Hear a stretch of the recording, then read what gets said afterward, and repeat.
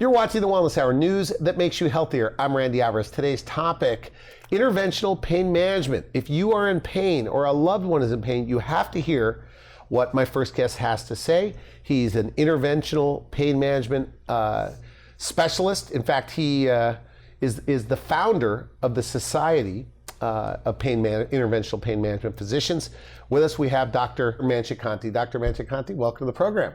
Thank you. It is a pleasure to be here and let people know what we are doing. Okay, good. Now you have 14 locations spread out. Where are your locations? My main location is in Paducah, Kentucky, and my partner's main location is in Evansville, Indiana. Then we have multiple locations in Indiana and Kentucky, including Louisville, Hopkinsville, Madisonville, Owensboro.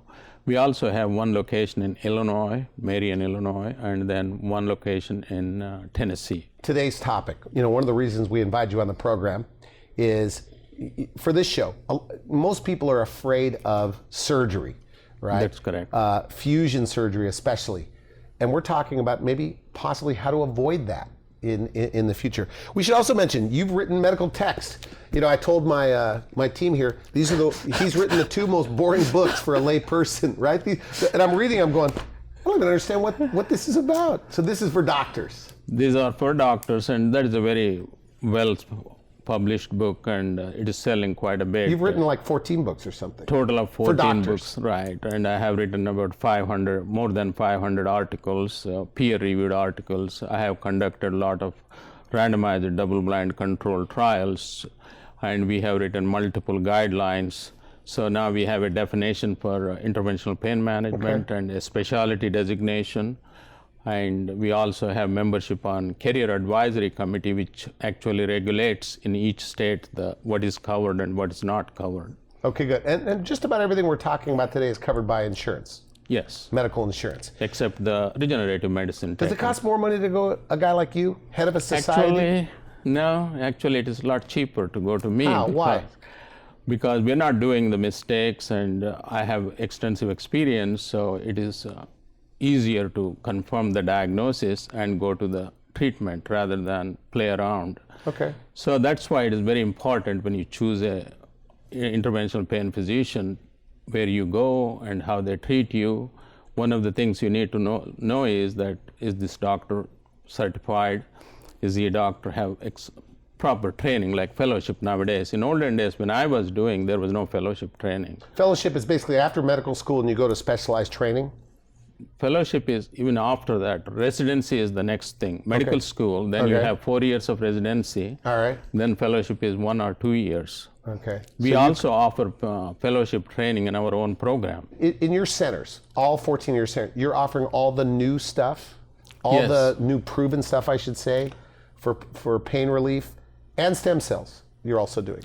That's correct. That's a hot topic. Our focus is on the physician-managed practice. Every patient is seen by a physician in our practice. Okay. And then offer the current, proven, acknowledged treatments and following all the rules and regulations established. So let's start with typical patients. We'll start with the people, and since 70% of your practice is low back pain, or back pain, I should say, we're going to talk a lot about back pain, and we'll talk about shoulder and knee and neck and things like that. So who's the typical patient that you see? Well, these patients can be vary from somebody who hurts only once a month, but it can be very disabling, and they want something to be done. Somebody who can't play the golf, they want to be able to play golf. Or somebody with very serious problems who has had pain for a long time, has been to multiple doctors, has tried various things, including surgery, and about to be disabled or already disabled. So we get all types of patients. Now, who refers you the patients? So the primary care physicians, the spine surgeons, who is sending you patients? All of them send. And sometimes neurologists? Patients, all types of doctors. So. Now, do they need a referral? To see you, or can they call you directly, like one of your centers? They can actually call directly, but it is better to have a referral. That way you will be able to get all the records pretty easily. Okay. And you don't have to duplicate the work. Okay. And the physician won't be upset that his patient is seeing someone else. So if you go and ask the physician, they will refer without any problems. Okay. Now, Today we're not going to talk a lot about the pain medications. Maybe we're going to talk about how to wean off some of those pain medications. But we're going to talk about, we'll start with injection therapy for shoulders, back, knees, things like that. And then some of the things you're doing, implantable devices and nerve blocks and spinal cord stimulators and things like that. So let's start with injection therapy. Who does that work best for? And what are you putting in there? Well, injection therapy is not like the injections you are receiving, but this is a specific injection. I can show you on a mannequin if you want me to. So. All right, so what are we looking at here? Is this So the lower part of the spine? This is the lumbar spine, and this is what you feel when you press in the back. So the various types of injections are given here based on the pain, source of the pain. Actually, we do a lot of diagnostic blocks to find out where the pain is coming from. I'm not sure public knows it, or you may not know it either, but if you go to a doctor with your pain, we can only make a diagnosis after you had MRI, nerve conduction studies, physical examination, everything. In only about 15% of the patients. In 85%, we cannot make a diagnosis. Okay. So we can resolve that issue in another 80% of the patients by doing what is called diagnostic blocks. Like we put a small needle here and do the facet joint block. We can put an epidural injection here or epidural injection like here. On first day, just to see if that's where the pain is coming from? It will be the second day, second visit. First visit, you are assessing the patient and talking to get to know the patient. It is very important to know the patient. If you don't like a doctor, don't go to them.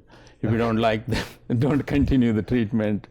So it is a shared decision making. You want to get to know the patient. I'm kind of old philosophical type of person. I need to know the patient. I want to talk to the patient, and I want to know the patient. I want to talk to the patient. Majority of the times, I don't even read the patient's chart. That may look abnormal. Just get to know them. But first, I want to talk to the patient. And if you talk to the patient will give you the diagnosis in majority of the cases. And that's why I call it myself old-fashioned, because then I look at what the investigations are showing and confirm what we are suspecting, or we were right or wrong. And about 95% of the time, we are right. Okay. So when this person comes in with low back pain, and you're going to do injection therapy. So let me get this straight. I mean, it's most of the back pain we're talking about is something is pushing or rubbing against the nerve. No, not necessarily. Okay. That is called the disc herniation. That is mechanical pain. You are talking about mechanical compression. Okay. So that is not the major cause of it. Disc herniation is easy to diagnose because it presses on a nerve. The symptoms are very easily identifiable, like your pain goes down into your leg like an electric shock all the way into the foot. All right. Whereas majority of the problem where you have a problem is low back pain. It is deep aching, throbbing, and there is no disc herniation. That is where the whole issue comes.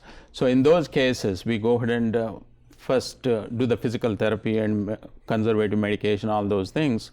And after that, we do the diagnostic blocks to find out where the pain is coming from. Once we rule out certain structures, we will go ahead and give a different type of treatment. Or if we confirm, let us say with facet joint pain, if we know that facet joints are causing the pain, we go ahead and treat those with So what the facet joints are where on this spine model? The facet joints are the facet joints. There. Okay. So and these so what, are they're all, rubbing together? Or what do they do? I mean, where's the pain coming from? They develop arthritis. It's just like your shoulder, knee, or elbow. They develop arthritis. They develop inflammation, and then they start hurting. So you inject the area.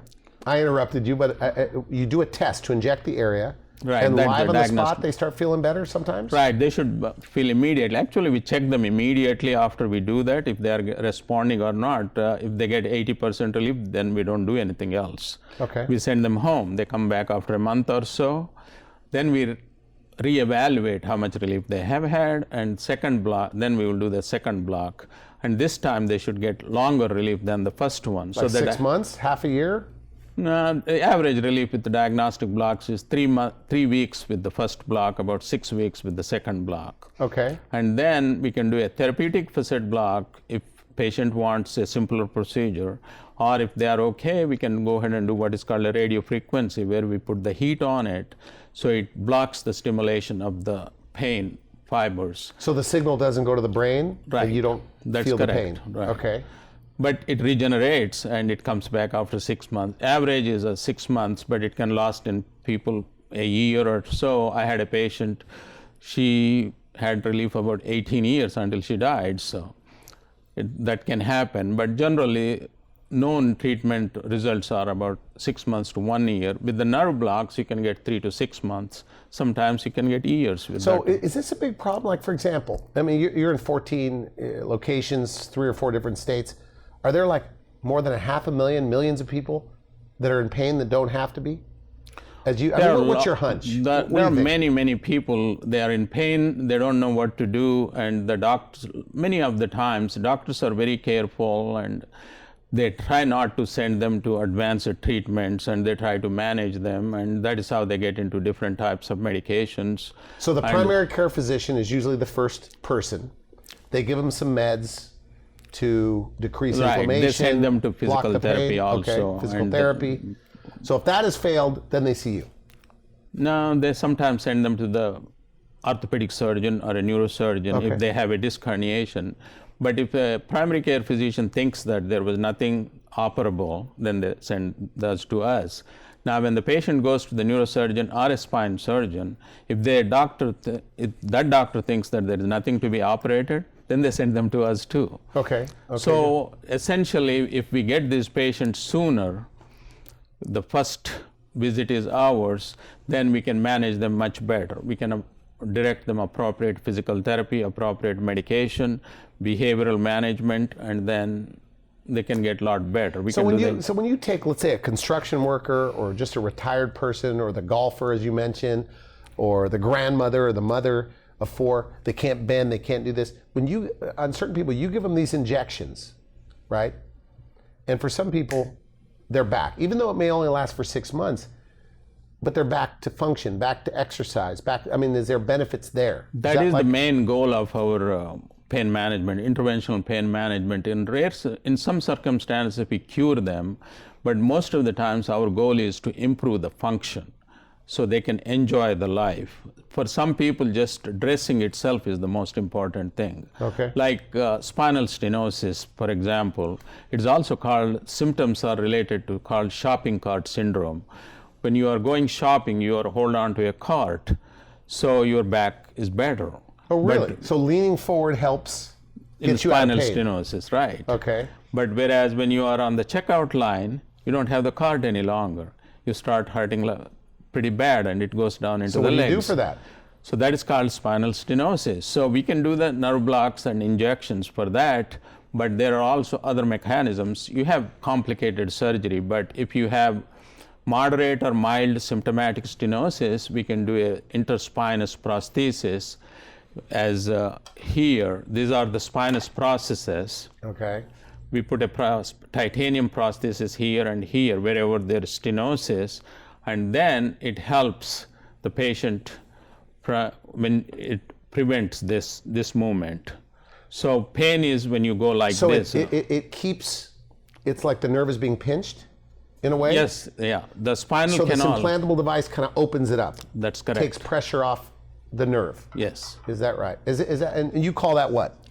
Interspinous prosthesis, or the trade name is Superion, the one we use, but there are a few others too available. Is that right? And that works for low back pain? What are some of the other things you're doing for back pain? It is mostly for the leg pain more than the low back pain. In spinal stenosis, your major problem is called neurogenic claudication, where when you walk, your legs hurt and they go numb and you feel like that heavy. Okay. Whereas when you sit down, pain goes away. So it is called neurogenic claudication. Okay. So that part is the one which really helps with this part. What about sciatica? Sciatica is the disc herniation, as we were talking. When multiple nerves are involved, they call it sciatica. It is a outnumbered or outdated name. Okay. We call radicular pain, radiculitis. Or the public still calls it sciatica? Many people call it sciatica. That's that is a common name. So I need to change it from that. Okay, but so how do you treat that so-called, as the lay people call it, so sciatica, that essentially means, as I was explaining to you in the before, that is the disc herniation itself. It is a mechanical disc herniation, or it could be a chemical irritation. Either one, that is where we do the injections, epidural injections. You can put a small needle into different areas, like if it is in the low back, we can do the what is called interlaminar epidural. That is the traditional epidural everybody has known for years. Or we can come on the side and do the transforaminal epidural. Or we can go here and do what is called a caudal epidural. So when we do that, we inject two types of substances. One is a local anesthetic, other one is a steroid.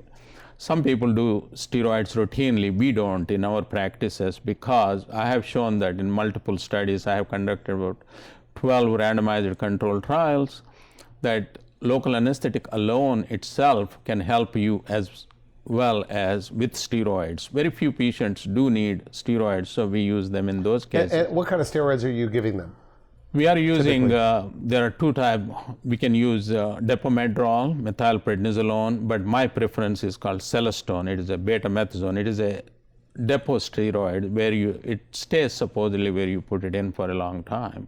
Okay. That's why it's called depot steroids.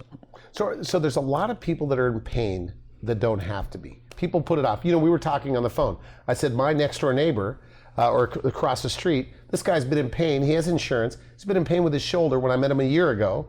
And now today he's walking around holding his shoulder all the time. And I'm saying, well, why don't you go in and at least get, after talking to you, I said, at least get looked at by an interventional pain management guy. You have insurance, get it injected. No, I'm going to let it work itself out. Then you told me you also have a neighbor, that smart guy, that is doing nothing.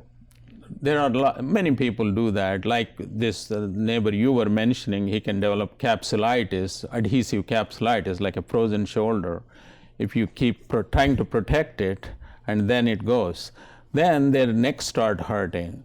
At that time, when it is too late, they go to a surgeon, and then we find something in the neck, something in the shoulder, it becomes too late. So if you can get a guy like this early, it's I don't want to call it a quick fix, but in a way it is. Get a guy like that out of pain. That is, you can get them out of pain, you can give the injections and put them through an exercise program. And a lot of times these people don't even need the repeat injections. Does it hurt? Injection? Yeah, I mean, is it painful? Well, injection is just like a needle, like you take injection. But do they complain like it hurts a lot, or not really? Some people do and some people don't, especially if the people were on a lot of pain medications, and then they program their mind that this is going to be an extremely painful procedure. Then they're not very happy with that when we are doing. So what we do is, for patients, when we are doing the spinal procedures, we give them sedation. We do that at no extra cost, and majority of our procedures are done in a surgery center or office suites. So we give them appropriate sedation. And you're doing this when you're injecting, I guess you're looking at it under some sort of scope? Yeah, we are looking under fluoroscopy, under X-ray machine. And so you're looking at like a monitor as you're putting in the needle? That's correct. That is extremely important. Nowadays, especially for spinal injections, if you do them without fluoroscopy, you don't even get reimbursed. Okay. So low back pain, injections, the shoulders. What about knees? The knees are the same thing. You can do them, knees, you can do them injection under fluoroscopy, ultrasound, or even blindly, because I'm pretty old, so I used to do them blindly before. I don't do them blindly any longer. Knee injections are pretty easy and safe. And these are the patients, let us say you have a lot of knee problems and then injections don't help, and they're recommending surgery for you. That is the time you can also look into the stem cells or PRP injections. Are you seeing good results with the stem cells for knees? Stem cell, yes. The results are pretty good. Knee is the most studied organ in the body with the stem cells, and it has been shown to be very good results. Okay. In fact, 60% of the patients have avoided total knee surgery. The same way with our back injection. 60% of the patients that maybe they were even told they need surgery, don't need surgery now. Actually, they were scheduled for surgery. Is that right? So 6 out of 10 people scheduled for surgery could cancel their surgery. The only problem is that insurance does not cover that. The stem cells. Right. But with the injections also, the results show that about 60% of the patients can avoid surgery. Is that right? So is your challenge, because look, I mean, you are the creator of this interventional pain management specialty, but is your challenge getting people just to come in early? Like when the pain is starting, you're 3 months into it, 4 months into it, 6 months into it, get something done. On average, when I looked at my data, patients don't even come to me until 18 months after pain starts. Is it the men are the worst or the women are the worst? Because men put things off. Both are pretty much the same. We didn't find much difference in there, how long they have had pain, because women do make decisions for men. So. Okay. Now the other thing is, on YouTube, and we'll put at the bottom of the screen, but you have great instructional videos. I mean, and they're dummied down. I learned a lot about all the different areas of the spine from watching. I probably watched about an hour of your videos. Very nice. Do most of your patients look at those videos before they see you? Some of them do. Not all, but some do. Because some people, they don't even care the mechanism or how it works. They just want to be out of pain. Right. That's all they say that. Okay. What are you expecting from me? They just say, I don't want to be hurt anymore. So let's talk about some of these now, the next level up. Whether it's spinal cord stimulators, nerve blocks, implantable devices. We have a couple over here. So where do you want to go now? Well, we talked about the nerve blocks a little bit, and they can be done in the neck also, the radiofrequency neurotomy. Then there is also another procedure called percutaneous adhesive lysis. Like you develop a lot of scar tissue after the surgery, we can put a catheter and try to relieve the scar tissue and send the medication to where the problem is. It is called targeted delivery with a catheter. And this is an implantable device? No, it is just a regular device, nerve block. So, and then patient goes home that day, and it can help in many patients. Now, when all of these fail and patients already had surgery or not candidates for surgery, we look into either a spinal cord stimulation or intrathecal infusion system. Both are external devices. What is a spinal cord stimulator? And we're short on time, but what is it? Spinal cord stimulation is an implantable device. We put it in the spine. It is like a pacemaker for the spine, pacemaker for the heart. It is pacemaker for the spine. So it stimulates the nerves. Electronically stimulates a nerve? That's and what, correct. Like numbs them or interrupts the signal? No, there are two types of fibers in the spine which carry your impulses. The small fibers are the ones which are responsible for pain. Large fibers are not. So these go and stimulate the large fibers, which is a pleasant stimulation. So it kind of cheats and the gate is closed. That is how. So you don't get the signal to your brain that the pain. From the small fibers are blocked. The door is closed, the small fibers are blocked. Now they're also saying that there are a lot of neurochemicals released and it can help in many other ways. But that was the original theory, that gate control theory, Melzock and Wall. They said that in 1965. Okay. So what other type of implantable devices are you doing?